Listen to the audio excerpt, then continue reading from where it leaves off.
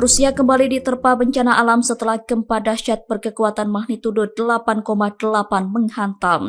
Gunung api Klyuchevskoy di semenanjung Kamchatka meletus beberapa jam setelah wilayah timur Rusia itu diguncang gempa.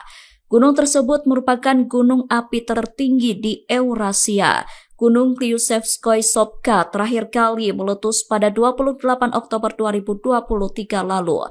Adapun jarak antara gunung tersebut dengan pusat gempa besar di Kamchatka diperkirakan sekitar 126 km.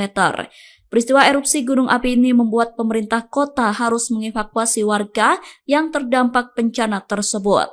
Pemerintah juga menutup sekolah serta tempat umum lantaran erupsi memicu munculnya abu vulkanik yang sangat tebal. Hingga berita ini ditulis, belum ada detail perkembangan terkait situasi terkini di sekitar Gunung Klyuchevskoy Sopka.